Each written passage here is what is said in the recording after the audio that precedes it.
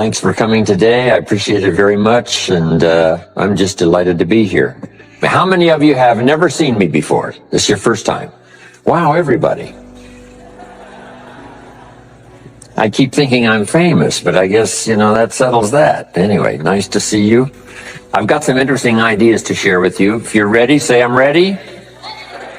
And if you'll take some good notes, I got some lists for you to make that you can take home with you and ponder at later times. Some of the things I want to share with you. I was raised in Southwest Idaho. My parents gave me an incredibly excellent start in my life, which I appreciated very much. But I quit school at age 19, unfortunately.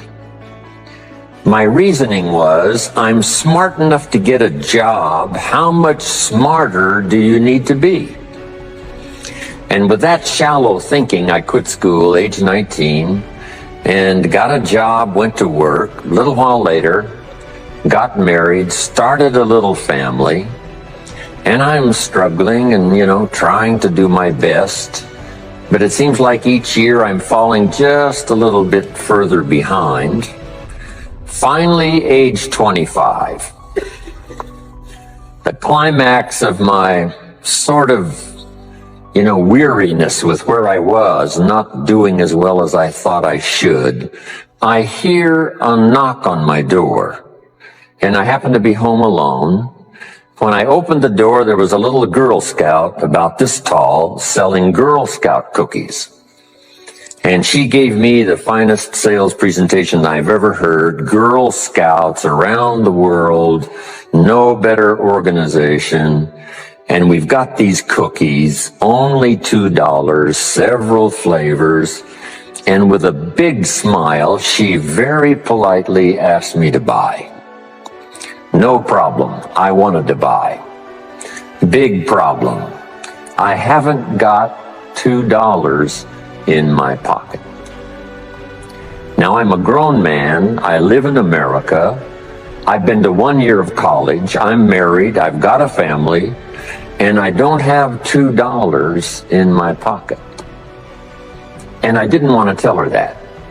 So I did what I thought was next best. I lied to her. I said, hey, look, I've already bought lots of Girl Scout cookies. I've still got plenty in the house that we haven't eaten yet. And she said, oh, that's wonderful. Thank you very much. And she leaves.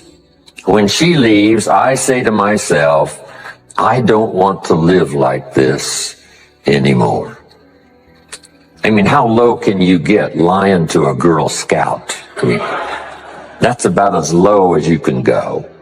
But I promised myself that day I was going to start my search of finding opportunity, finding somebody who could teach me and coach me on doing much better for myself and for my family and for my future. And shortly after that, I met a most extraordinary man, very wealthy, but a friend of mine said, you got to meet this man. He's rich, but he's easy to talk to. He's got a unique philosophy of business and life. And the more he told me about this man, the more I said, I've got to meet this guy. And shortly after that, I had a chance to meet him. Sure enough, when I met him, I was impressed. Obviously, he was rich, but he was friendly and easy to talk to. And I said to myself, if I could just get around someone like him, and if he would coach me, I would be willing to learn anything. I'd love to be like him. Well, my good fortune was he invited me to join his company. And over the next 5 years, my dream came true. He coached me and taught me how to turn my life from pennies to fortune. And he's not alive anymore, but I'd like to pay tribute to him one more time, Mr. Earl Schoaf, for the dramatic impact he had on my life, especially during that 5-year period. And so my whole life turned around. I made my fortune by the time I was 32, starting at age 25. And some of the ideas that I want to share with you today came from that 5-year experience. Then from there, I got into lecturing and giving seminars, and I've written a few books, and my career now spans about 41 years.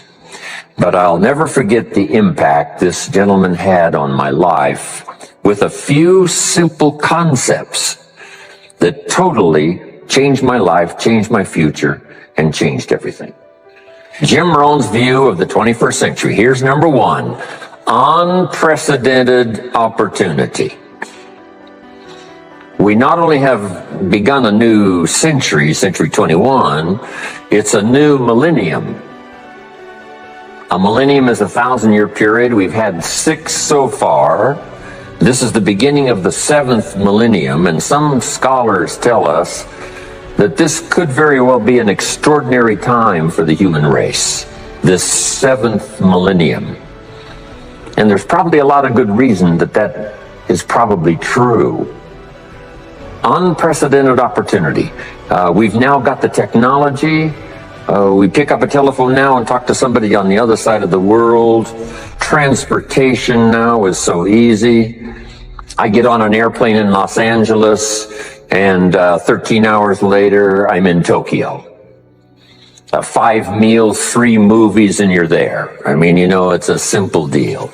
Anyway, we've got technology, we've got transportation, we've got all the rest, right? So this is going to be a time of unprecedented opportunity in every field you can imagine, every industry, every country. It's going to be the greatest period of opportunity time in the history of the human race, the 21st century, especially these opening years of the 21st century. So that's number one, unprecedented opportunity. Now here's the second note to take. Now also keen competition, because we now play the world game.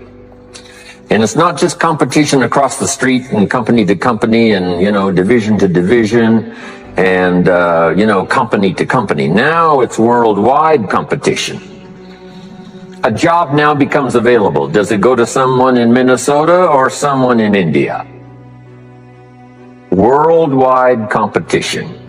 So now you've got to be ready to cash in on the opportunity, but you've also got to be ready for the competition. So I've got some interesting ideas on how to be prepared for both opportunity and competition in these opening years of the 21st century.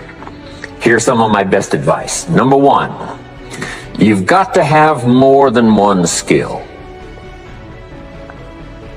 It's okay to have one skill, but I'm telling you, if you want economic safety for the future, especially this century, my personal opinion, you need more than one skill. We've seen people, right, the last 15, 20 years that only had one skill, worked for this company for a long time. The division the guy worked for got chopped, eliminated. Now he loses his job. Now he tells us he's in economic distress. Why would that be? Simple answer. He only had one skill. So for economic safety for the future, my personal advice, you gotta have more than one skill. In fact, it led me to my first fortune, and that was learning more than one skill. I started learning these extra skills in Idaho, where I grew up. I knew how to milk cows, but it didn't pay very well. Then someone gave me this incredible advice. If you want to lay the foundation for a future fortune, you've got to learn more than one skill. And I started that process age 25. Here's the first one, and I started part-time. A little sales job that I got. A product that I believed in, learned how to present it well enough for somebody to say yes, gave excellent service so that that would lead to multiple sales. And this little extra part-time job in sales absolutely started multiplying my income. From milking cows, now I've got this ability now to start getting customers, keep them serviced, and make some money in this extra skill. So now I've got 2 skills, milking cows and finding customers. Here's the next skill I learned, just to give you a quick list. Next was finding good people. If you've got a little enterprise going and you need some people, you have to just go look for them. And when I learned this skill, finding good people for my little enterprise, I couldn't believe how it drastically changed my income. My income now starts to multiply, not just increase. So now I've got what? 3 skills: milking cows, getting customers, finding good people. I'm on my way. Here's the next one that paid me big money, in case you're interested, and that's organizing. Organizing simply means getting people to work together. Big challenge, but if you learn the skill, getting people to work together, they pay extraordinary money. Here's the next one that really increased my income substantially, and that's promotion and recognition. Rewarding people for small steps of progress. I mastered this one. And here's the philosophy behind it. Be so busy giving other people recognition, you really don't need it for yourself. I mastered this. Guess what it pays? Big money. Let me just give you one more, and it's in 3 parts. And that's communication. Learning to affect other people with your language. Of all the things not to be lazy about, it's language, because words can work miracles. And communication I found in 3 parts. Here's number 1, training, showing somebody how the job works. Showing somebody how the business works. We call that training. I got good at that. Paid big money. Here was the next one, teaching. Teaching people how life works. Teaching people how to set goals. Teaching how to become a leader, manager, entrepreneur. Stepping up to the higher opportunity and better challenge. This one paid me extraordinary money. But this one paid the best. Learning to inspire. Helping people to see themselves better than they are. So I've got how many skills, right? A big long list. So safety, economic safety for the future, especially the opening years of the 21st century. Learn more than 1 skill. Here's number 2. It would be good to learn more than 1 language. Some of my business colleagues who speak 3 or 4 languages earn $3-4 million a year. One of my friends, Leon Weisbein from Russia, I remember when he was making $3 million a year, he spoke 3 languages. Here's what he said: I think I'll learn another language, make another $1 million. Those extra languages are so valuable. When I travel the world, I got to find somebody that knows more than 1 language, or I'm in deep trouble. If you think the time has passed you by to learn that 2nd, 3rd language, make this note. You heard it from Jim Rohn. Give it as a gift to your children. The 2nd language. Maybe that'll inspire them to learn the 3rd language, and then no telling where it might go from there. I asked a school teacher one time, how many languages can a child learn? Here's what she said: as many as you will teach them. They don't lack capacity, they don't lack intelligence, they certainly don't lack curiosity. They only lack a teacher. So you got my good advice now? More than 1 skill, more than 1 language. Here's the rest. Learn the simple economic formula that works for everybody, and I can give it to you in just a couple of sentences. A simple economic formula. Kids can understand it. Anybody can understand it. Anybody that wants to get paid. Here's the language for your notes. We get paid for bringing value to the marketplace. That's as simple as you can put economics. Anybody that wants to get paid. You get paid for bringing value to the marketplace. The marketplace is the people. Now, the value we bring is one part of it, a product or a service, but here's the other part, the value you become. So just off to the side, put the value is two parts. The value you bring, like a product. If you manufactured it, you might keep improving the product. If someone else manufactured it and you're out selling it, they probably keep improving the product. But this is the one you have to work on yourself. The value you become, like an entrepreneur, a leader, a teacher, supervisor, manager. What you become also pays much more than what you bring. Once I understood that, then here's what my mentor said. Go to work on yourself harder than you work on your job. If you work hard on your job, you can make a living. Then he said, if you work hard on yourself, you could make a fortune. So I worked hard on my job and made a living, but I learned, starting with those extra hours per week, learning these extra skills, I started working on myself. And here's a philosophical phrase everybody should take home. Here it is. Success is something you attract by becoming an attractive person. Success is not something you pursue. It's what you attract by becoming attractive. By becoming attractive to the marketplace. What would do that? Multiple skills, multiple languages, and then some of the things I'm going to talk about the rest of the seminar.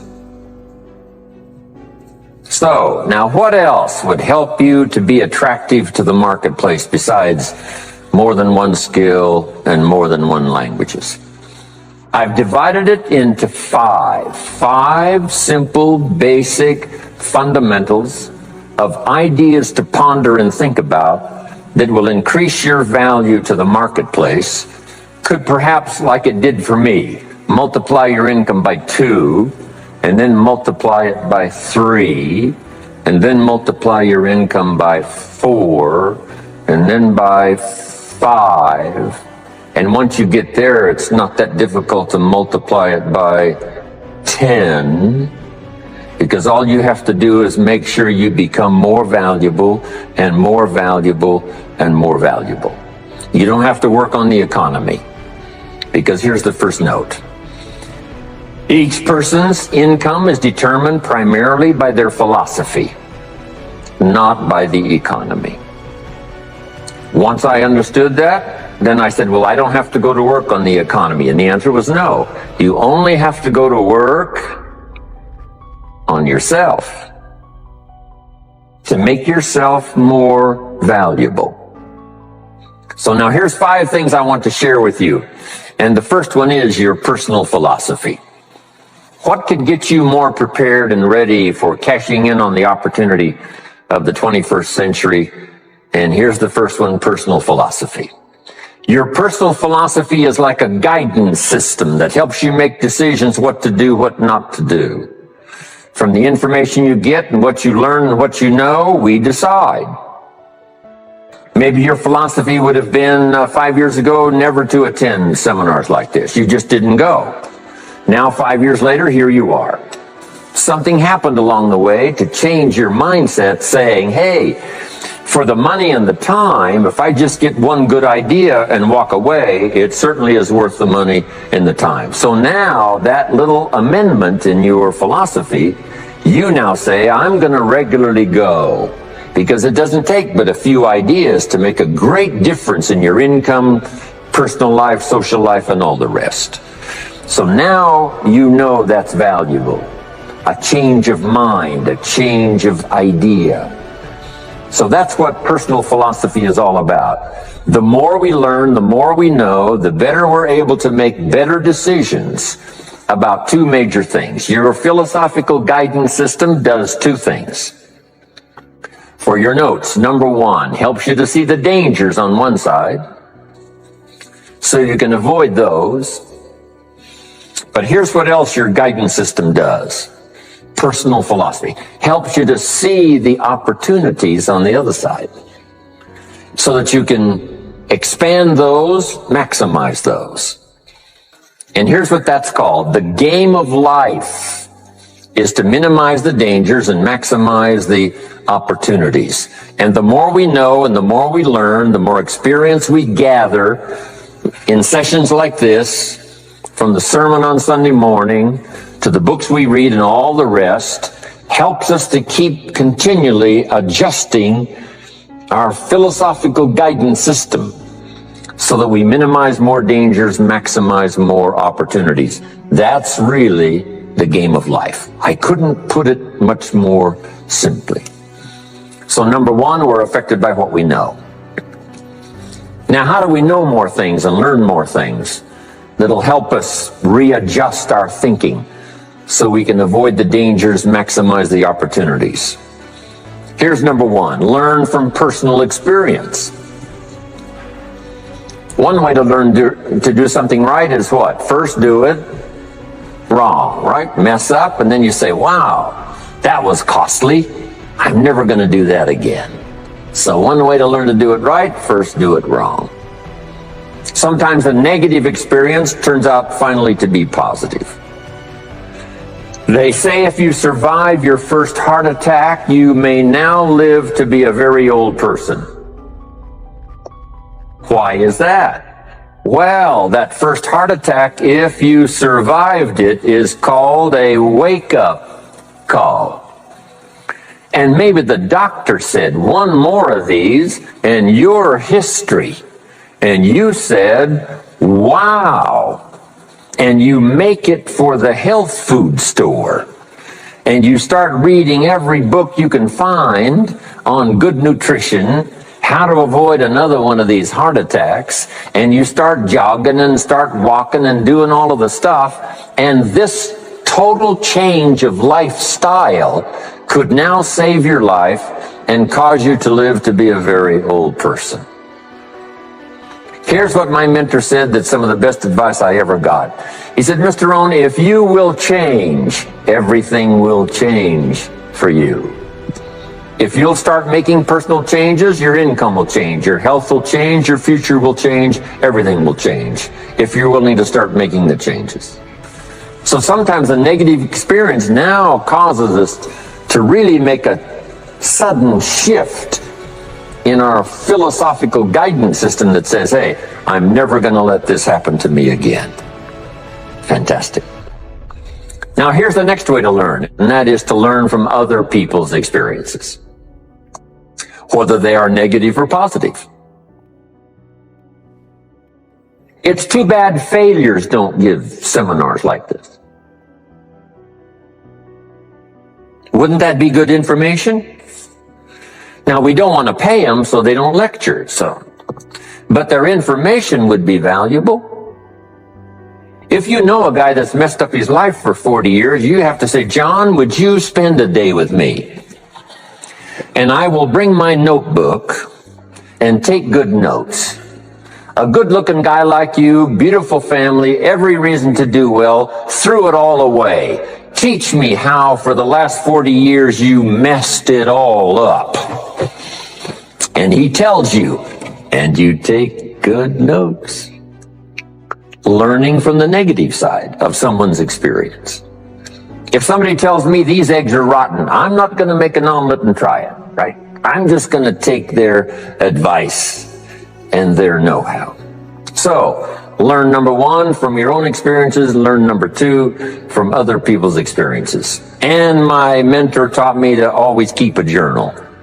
Here's what he said, don't trust your memory. If you want to live a dynamic life, multiplying your income, multiplying your future, be a good student. If a good idea comes your way, write it down, then ponder it, then perhaps go do it. Okay. Now, your philosophy comes from what you learn, comes from what you know, comes from other people's experiences. 3 ways now to learn from other people. Here's number one, learn from what you see. One of the great watchwords of these early years of the 21st century, pay attention. If you just watch, you can pick up clues. Success leaves clues.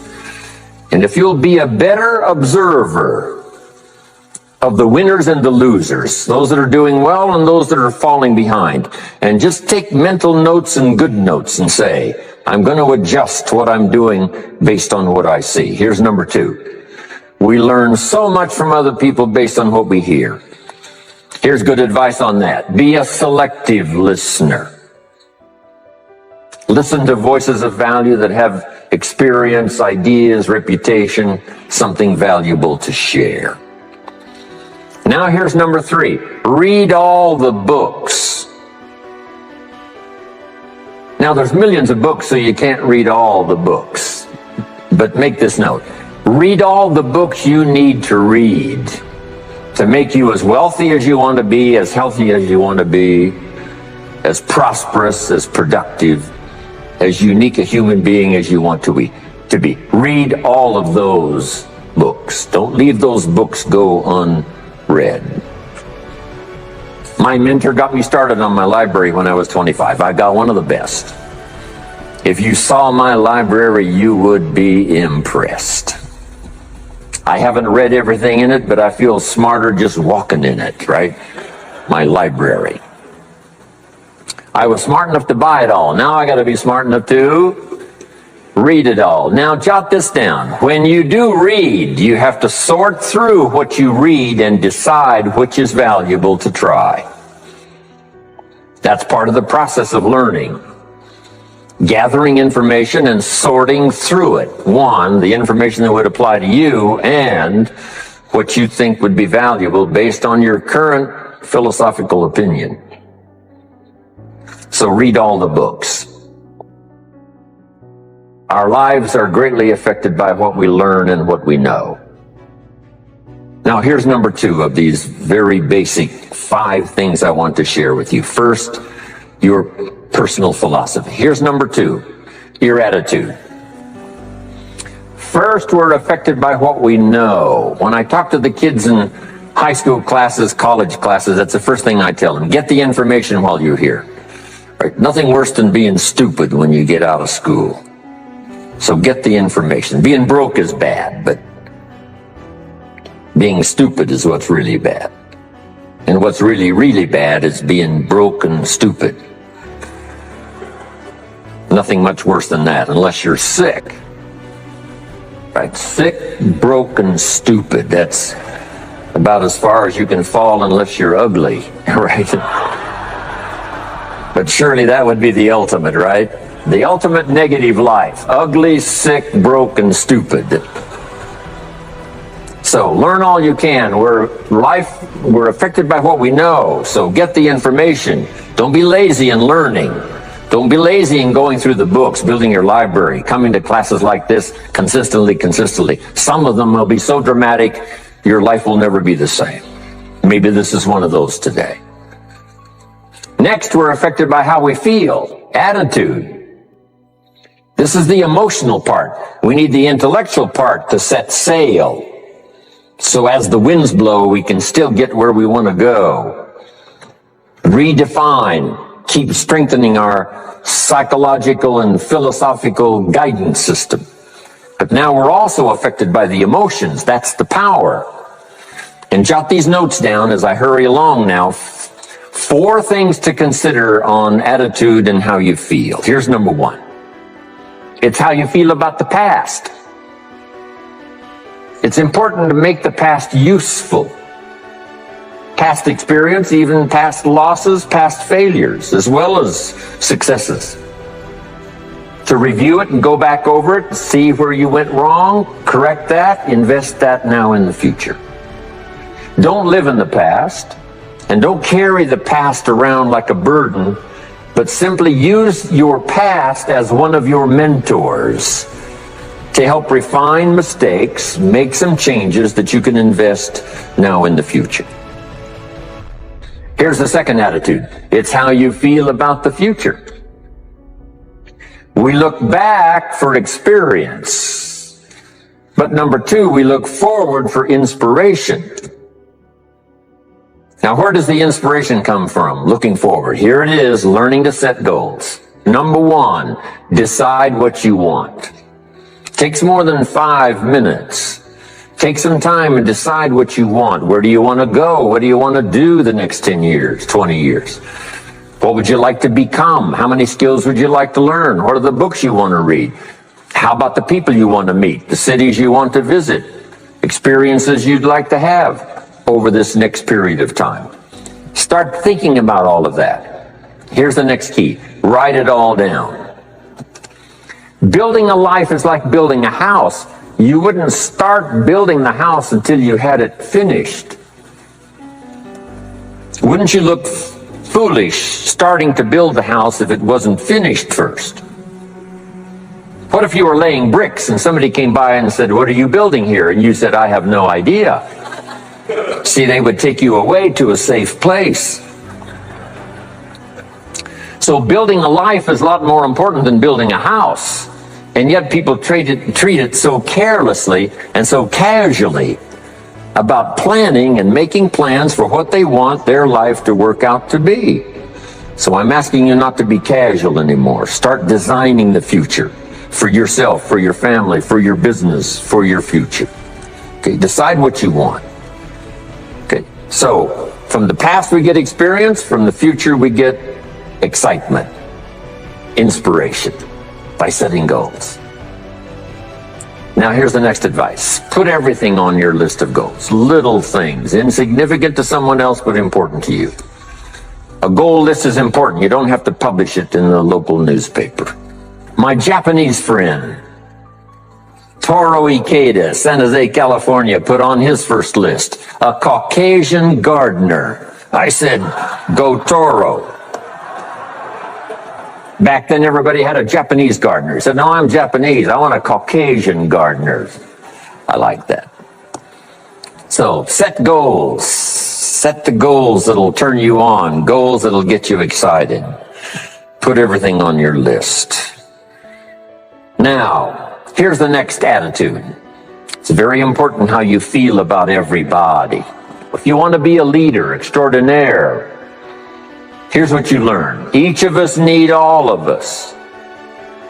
One person doesn't make an economy. One person doesn't make a symphony orchestra. It takes all of us for each of us to be successful. Each of us need all of us, and all of us need each of us. Each gift is important as we bring it to the table, as we bring it to the country, as we bring it to the community. Learn to appreciate that. Each of us need all of us. Now here's the last one on attitude. It's how you feel about yourself. Nothing more powerful than self-confidence to start multiplying your income by 2, by 3, by 5, by 10. And where does that come from? Make the note. It comes from self-esteem. Doing the things you know you should do, and at the end of this day, your self-esteem is soaring and high. You've met the people you said you'd meet. You made the calls you said you would make. You did the things that you required of yourself to do. And at the end of the day, you feel great about yourself. That is one of the greatest motivating factors for the future. Self-esteem, feeling good about yourself. Now let me give you the miracle piece of this formula. If you're ready, say, I'm ready. Here it is. Number 3 is activity. We're affected by what we do. Now we've gotten to the formula of how to turn ideas into reality, how to turn imagination into substance. It's called number 3, activity. So add these notes to it now. Activity is the work.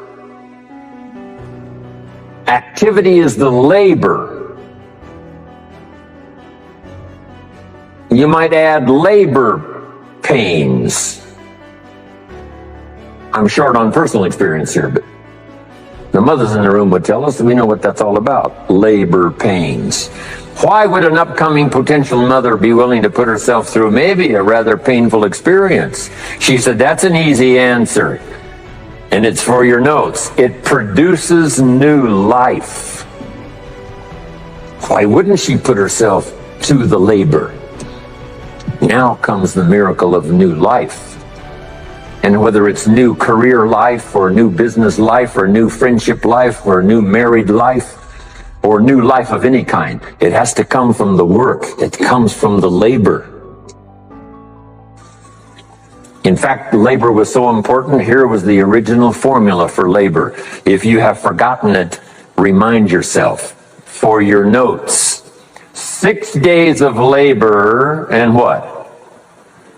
1 day of rest.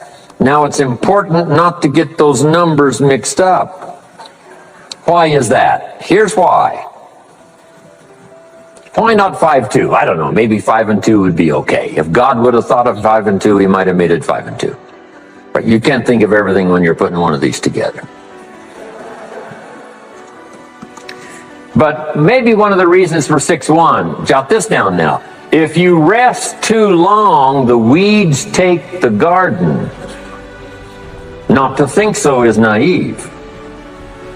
As soon as you've planted, the busy bugs and the noxious weeds are out to take it. So you can't linger too long in the rest mode. You've got to go back to work. 6 days of work, then rest and spirituality and friendship and change of pace. And then go back over the last 6 days. What did I do? What did I miss? Who did I miss? What happened? So that I can invest those corrections in the next 6 days of higher productivity. Have you got that now? 6 days of work, 1 day of rest. Don't get the numbers mixed up. Activity. Now, activity finishes the miracle. Good question for your notes. How did this convention center get here? Let me give you the steps. Number 1, somebody saw it while the property was vacant. You say, well, how could you see a convention center if it isn't here? It's the only way it will be here.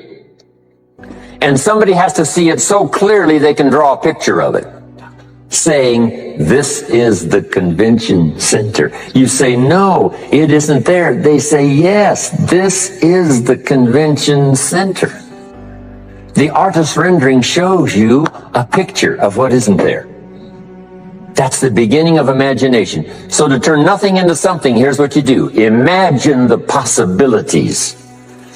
That's why we recommend testimonials for someone to say, hey, I started with pennies and I made a fortune. And when they finish, sometimes they say something like this. If I can do it, what? You can do it. And we start imagining the possibilities. Here's number 2. Have faith to believe that some of them are possible for you. And both imagination and faith are powerful forces. But we still don't have a hotel. We still don't have a house. Even though those are powerful forces, it is the beginning. Now, imagination and faith must be deposited in activity or it is wasted. But the finishing touch of the miracle process is now, go to work. Go to work and build a better career. Go to work and build good health. You can't have good health without the work. When did we start hearing that phrase? No pain, what? No gain. You got to do the work. You can read all the books until you're wise. You can have faith and believe until it is extraordinary. But now you must go to work. And if you'll learn to appreciate the work that produces the miracle of good health, the miracle of a career, the miracle of a relationship, the miracle of a fortune, only humans now can do this. The birds of the field can't do it. No other life form can imagine and create something from nothing. Have faith and then build it and make it real. Only humans. It's an extraordinary gift. Depends on how often you use it. So number 1 of the ideas I wanted to share with you to make this an extraordinary opening year century for you is philosophy. We're affected by what we know. 2nd is attitude. We're affected by how we feel. 3rd is activity. We're affected by what we do. Now here's the final 2 pieces. Number 4, learn to measure progress. Once you've set up a project now, you want to turn nothing into something. Now you must measure your progress. How are you doing? Here's how we teach it to our children. Life expects us to make measurable progress in reasonable time. Measurable progress in reasonable time. That is the game of life. So part of it is not just to set up the proposed project, but as we start working on it, we start measuring how we're doing. Now, first, what is reasonable time? You can't ask someone every 5 minutes, how are you doing now? See, that's too soon. Guy says, I haven't left the building yet. Give me a break. Now, we can't wait 5 years. That's too long. So there's reasonable time. So make this note now. What is reasonable time? 1, at the end of the day. A conversation a father should have with his daughter today, because the magic is there. If he waits till tomorrow, the magic may be gone today. Next is a week. Make that note. Usually, we get paid by the week.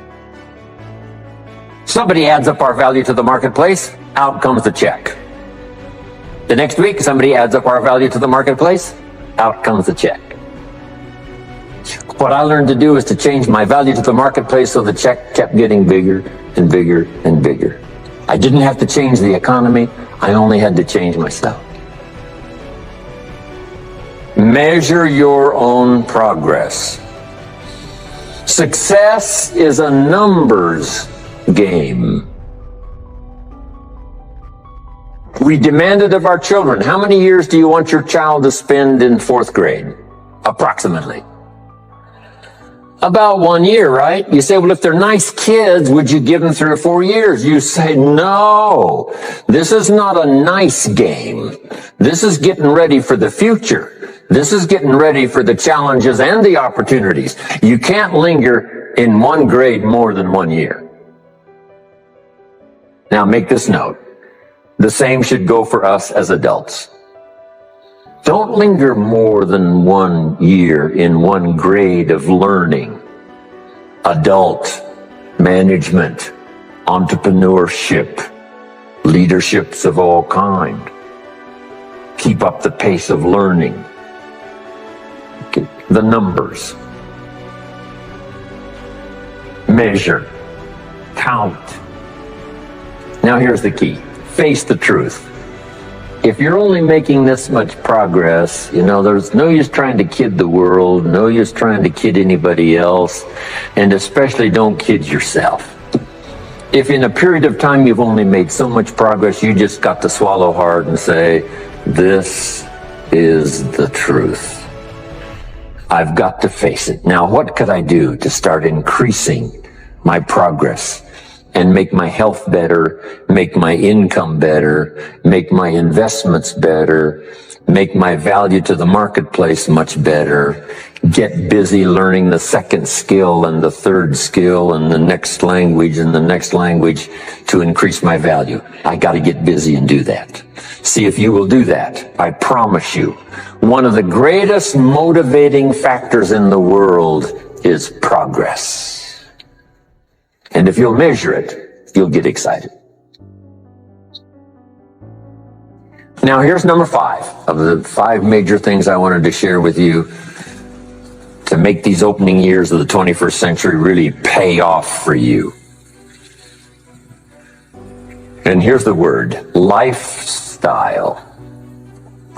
Learning to live well, because the ultimate essence of life is not a Ferrari. The ultimate essence is not a home. The ultimate essence is not a bank account. It's not $1 million. It's not a fortune. Here it is. The ultimate essence of life is learning to live a good life. That's the key. Whether you have modest resources or whether you have mega millions, either way, the real key is learning to live a good life. And so in my closing 5 minutes, let me give you what I think is a good list. Now, this is the short list. In other presentations, I cover a longer list, but this is called Jim Rohn's short list for living the good life. Here it is. Number 1, productivity. You really won't be that happy if you don't produce. And here's the next bit of advice on that. Produce to the max if you possibly can. To produce a little is okay. To produce enough is okay. To produce some to get by is all right. But why not try productivity to the max? Andrew Carnegie, who built the steel industry back in the 30s, here's what Andrew said. I'm going to spend the first half of my life accumulating money. I'm going to spend the last half of my life giving it all away. He got so inspired by that goal that the first half of his life he accumulated $400 million, which back in the 30s was a lot of money. A mega fortune. Guess what he did the last half of his life? He gave it all away. I got a good question for you as we close. Here's the question. What's got you turned on? What's got you up early? What's got you eager to face the day? What's got you inspired to learn the extra skill, put in the extra time, go the extra mile, learn how to work with people, guarantee your future? Good question. Here's number 2, good friends. You got to have good friends. The best support system in the world is good friends. Collect and nourish those as priceless. Good friends are those wonderful people who know all about you and still like you. Those are good friends. Here's number 3, your heritage. What's made America so unique among all the nations of the world and the greatest experiment in the history of the world? And that is the depository of gifts that have come to America over the last 300 or 400 years. The heritage from all walks of life, all over the world. Now, the key to keeping America vital and powerful and unique for generations to come is to keep alive these heritages. The music, the dance, the costume, the customs, the literature, the poetry, and all the rest combined together, making us an extraordinary, unusual nation among nations. Keep your heritage alive. Here's number 4, your spirituality. Whatever you believe in terms of spirituality, that's important. And I've got 3 words for you to consider. Here they are. Study, practice, and teach. Whatever you believe in terms of spirituality, study, practice, and teach. Don't leave your spirituality unstudied, don't leave it unpracticed, and don't leave it untaught. It's one of the major components of a good life. And now to close, for your notes. Take special care of the inner circle. Family, close friends. Nourish them, they will nourish you. Inspire them, they will inspire you. And take care of the details, the little things that makes it special for family and friends. When my father was still alive after my mother died, my father lived about another 7, 8 years. When I used to travel, I would try to call him while he was having breakfast with the farmers, southwest Idaho. Make a special day. If I'm in Israel, I got to get up in the middle of the night, but I call in the middle of the night, Papa, I'm in Israel. And they would bring him the phone in this little cafe called the Decoy Inn And Papa would say, Israel, son, how are things in Israel? And he'd talk real loud so everybody could hear. Right? Say, Papa, they gave me a reception last night on the rooftop overlooking the Mediterranean. He'd say, overlooking the Mediterranean. Now he's got a story to tell for the rest of the day. My son called me this morning while I was having breakfast with the farmers. I know he had to get up in the middle of the night. Special days. One more scene. I thought about my father walking down the lane on the farm to the mailbox, opening it up. And this is for your notes. Make sure the mailbox is not empty. My father lived to be 93. What kind of an experience would that be for a day? Age 93, open the mailbox and it's empty. Even if it's just a postcard. Make sure the mailbox is not empty. The details, the inner circle. And now here's the last. Maybe, just maybe, some of the things I've shared with you have been seeds that have fallen on your consciousness at the right time. And then if it turns into something valuable for you in the future, that will be well worth my coming, being away from my grandchildren and my children for a little while, to come and deposit the best of my experience with all of you today. Thank you very much. God bless. Welcome back to our channel. Today we are going to talk about how you can design a happy life for yourself. The first step is design a happy life is setting meaningful goals. Take some time to reflect on what truly matters to you and set clear, achievable goals that align with your values and aspirations. Cultivating a positive mindset is crucial in creating a happy life.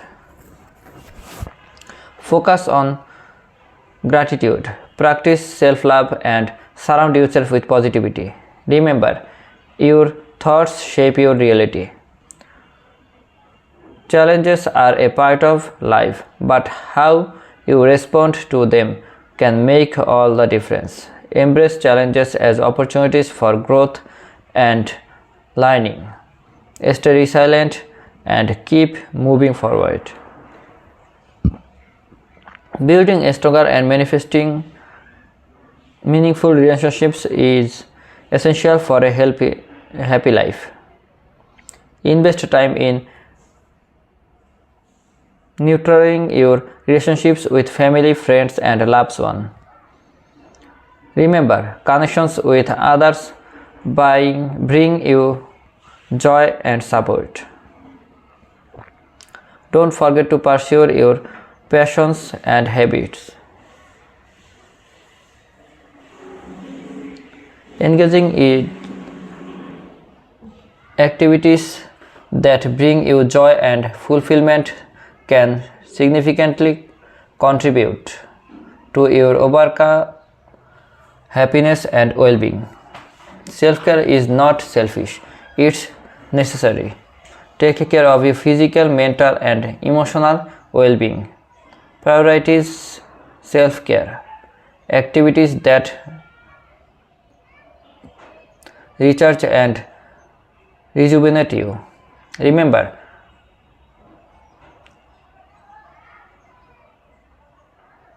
designing a happy life is an ongoing journey filled with ups and downs. Stay committed to your growth. Embrace the process and never forget that you have the power to create the life you desire. Start today. Design your happy life. Thank you for watching. Don't forget to like, share, and subscribe for more motivational content. See you next time.